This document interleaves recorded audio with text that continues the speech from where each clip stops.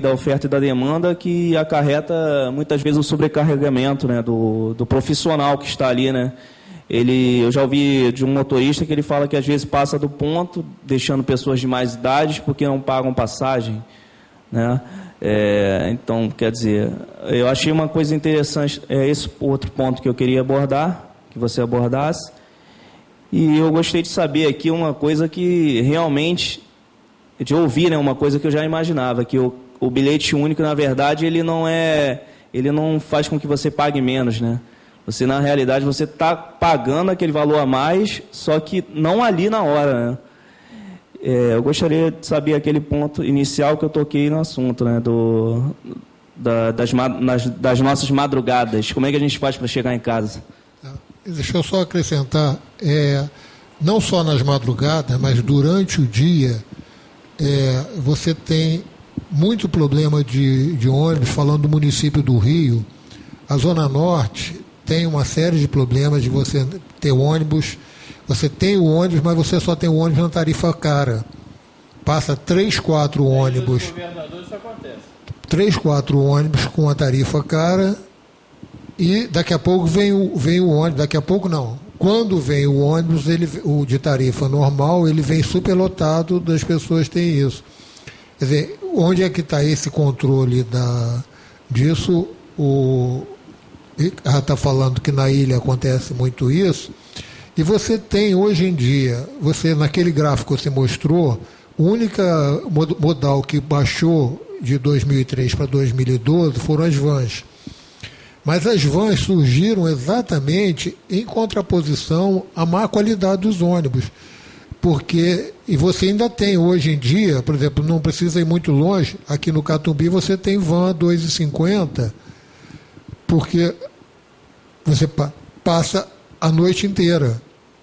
E como eles não são, você falou da questão da oferta e da demanda, eles não são controlados. Durante a época do carnaval, como o Sambódromo é uma área de alta atração, eles passaram a cobrar R$3. Acabou o carnaval, eles voltaram para os 2,50, fazendo concorrência para os ônibus. E, ainda falando de tarifa, você sai de Caxias para o Rio, hoje é R$4,40, e você sai de Santa Cruz para o centro da cidade, o mesmo lugar, por R$3. Qual é a justificativa econômica da viagem de Caxias para o centro do Rio?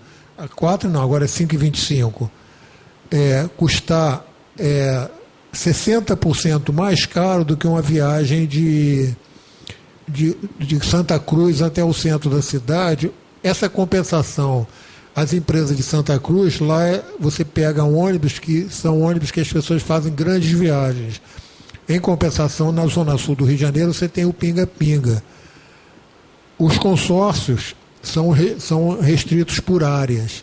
Então, como é que fica isso? Os consórcios da Zona Oeste recebem alguma coisa dos consórcios da Zona Sul, ou eles bancam, eles não recebem nada, e por isso eles tentam essa coisa de botar ônibus de tarifa mais cara para poder se ressarcir do custo maior de transportar a R$3 o passageiro de longa distância. Bem, em relação à oferta de transporte, tanto da madrugada quanto ônibus de ar-condicionado ou frescão em relação ao convencional, todo o controle, número de ônibus, linha da madrugada é feito pela SMTR. Então, toda a frota, o empresário, ele não pode colocar e nem tirar nenhum ônibus da frota. Então, toda linha, independente, e até por tipo de ônibus, ela é controlada e quantificada pela SMTR. Inclusive hoje, contada através do Centro de Operações Rio. Então, o COR hoje faz um relatório diário para a SMTR, falando a linha X rodou tantos carros por dia. E eles conferem com quanto eles têm que andar e eles multam a empresa que não rode com o número de carros que deveria rodar.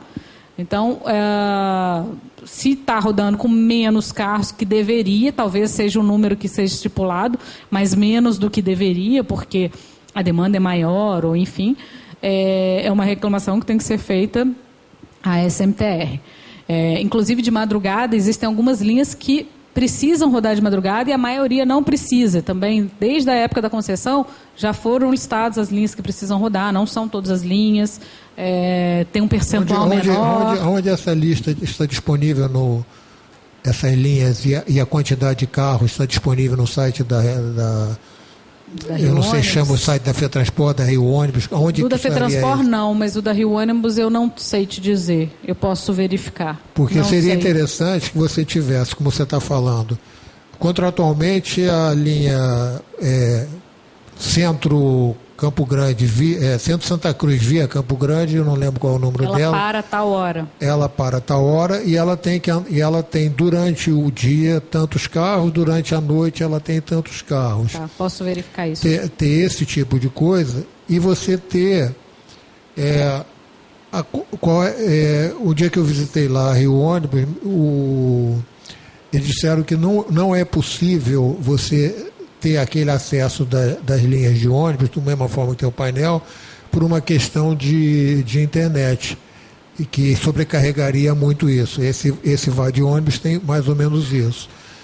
Mas não seria interessante colocar em debate com a sociedade quanto é que custaria ter uma internet melhor na Rio Ônibus, de modo que você pudesse... Eu chego aqui, eu digito a linha 121 e eu vou ter um mapa completo como a gente tem lá na FETransport, na Rio Ônibus, aliás. O quanto isso custaria e se a sociedade está disposta a pagar por isso, através já existe uma série de subsídios para ter isso. E essa questão da diferença de tarifas que eu queria que você explicasse melhor, a tarifa intermunicipal ser muito mais cara do que a municipal. Os critérios de cálculo da tarifa, eles são diferenciados. Na época que foi criada a tarifa única do município do Rio, não tem mais diferença, por exemplo, da quilometragem ou da distância da linha. No primeiro momento houve uma compensação, uma câmara de compensação tarifária, mas hoje não existe mais. O que vai voltar a existir, aí já existe até um decreto do prefeito Eduardo Paes, é que vai voltar a ser um caixa único. A cidade vai voltar a ser um caixa único, onde todo o sistema, independente de linha, e aí por consórcio e através dos BRTs, vai se ter um caixa único. Hoje o Transoeste já é assim, então não tem empresa. A empresa que tiver melhor operação, que fazer uma série de indicadores, que ela cumprir melhor os indicadores, ela ganha mais. Aquela empresa que não cumprir viagem ou fizer alguns outros indicadores que não tiverem completos, ela recebe menos. Então ela vai ter sempre o interesse de cumprir todos aqueles indicadores para receber o que ela tem para receber. E o Transcarioca já vai ser assim também. Como é que funciona a questão do hoje você tem o cartão, vários cartões que você usa, e você tem a questão de quem paga em dinheiro também. Aonde é que esse dinheiro entra? Como é que é contabilizado esse dinheiro? Porque quando você paga com cartão, tem alguns cartões que têm uma liberação automática, tem outros, como é o caso que eu tenho o direito ao Vale Idoso, eu não pago, mas o cobrador tem que botar isso. Mas se eu pagar em dinheiro, o cobrador não bota o cartão dele, ele aperta um botão. Já ouvi até gente dizer que esse botão não é ligado ao validador em todas as companhias. Então ele tem um sistema, vamos dizer, um sistema 2, que é a palavra perigosa que está falando, mas eu não entendi como é que ele funciona, porque eu tenho conversado muito com os cobradores e cada um me conta uma história completamente diferente. Como é que realmente funciona aquele botão? Como é que funciona isso? Aquilo é a botoeira, né, que a gente chama. A botoeira, na verdade, o sistema validador, ele está acoplado diretamente à roleta. Uma vez que eu rodo a roleta, eu tenho informação do validador. Então, com ou sem botoeira, a botoeira é para liberar a catraca. Então, se eu tenho que liberar a catraca para girar para você passar, eu tenho informação no validador. A informação do validador, ou ela é eletrônica ou ela é dinheiro. Na linguagem lá do pessoal da TI, que eu não entendo muito bem, mas eu só repito o que eles me falam, a gente tem o TG, que eles chamam, que é o dinheiro, que é a informação do dinheiro, que no caso vai direto para a empresa, não passa pela FETransport, e tem a parte do Vale Transporte, que é a parte que tem uma outra linguagem, que é o que a gente lê. Então, todos eles estão no validador. Então, se puxar um relatório do validador, tem as duas informações. E esses relatórios poderiam ser públicos? Sim. Hoje os balanços já são públicos. Se você entrar no site do Rio Card Informa, já tem os balanços de todas as empresas. Rio Ônibus Informa, os balanços das empresas, já tem os contratos de concessão, já tem a planilha de tarifa, já tem simulações de tarifa, tudo lá.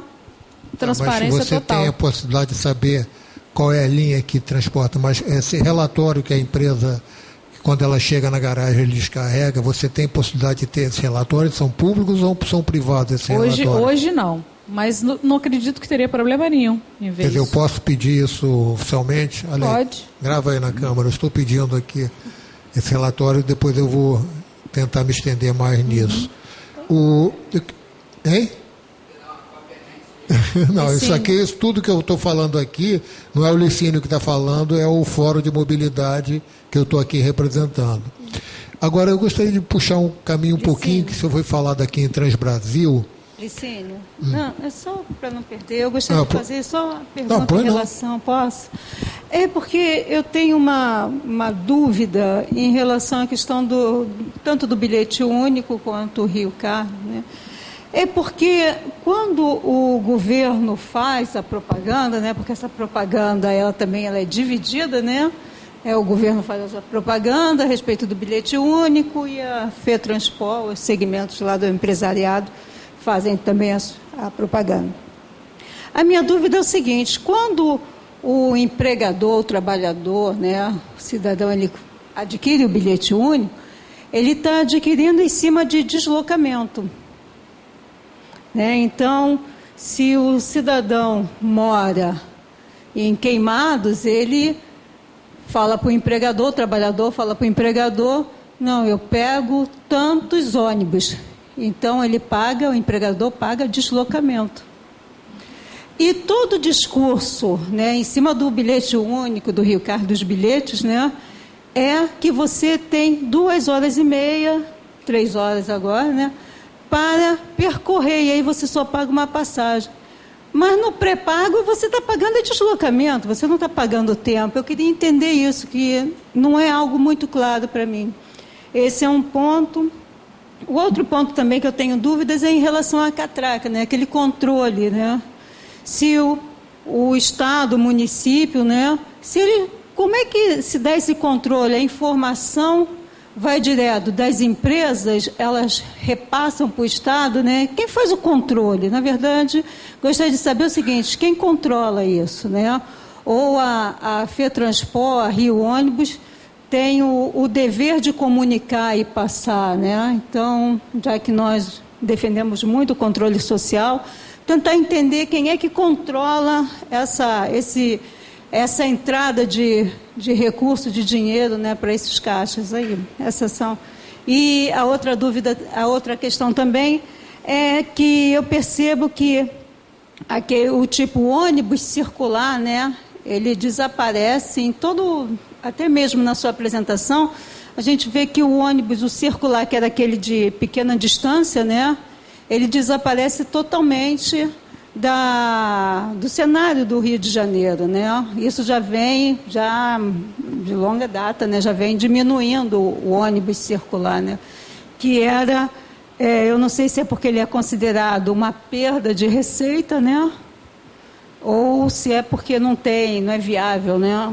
Quer dizer, perda de receita também deixa de ser viável. Então, são as três. Na verdade, os circulares, pelo contrário, nos últimos anos foram criadas muito mais linhas circulares do que existia, porque com a deficiência de locais para parar esses ônibus, a Prefeitura, inclusive, criou uma regra que toda linha abaixo de 70 quilômetros poderia se tornar circular, por falta de ponto final. Então, a maioria das linhas daqui do centro, elas se tornaram circulares. Poderia ou é obrigatório? Poderia. Só que ela, na verdade, poderia porque não foram todas, né? Então, a linha X não tem mais ponto para ela, porque não tinha mais espaço na via, ela se tornou circular. Então, não foi opção do empresário, não. A linha toda ela foi. Mas não quer dizer que a outra linha Y, que tenha também menos de 70 quilômetros, também tenha se tornado. Uma foi, a outra não foi. mas algumas, a maioria, várias linhas do ano passado se tornaram circulares.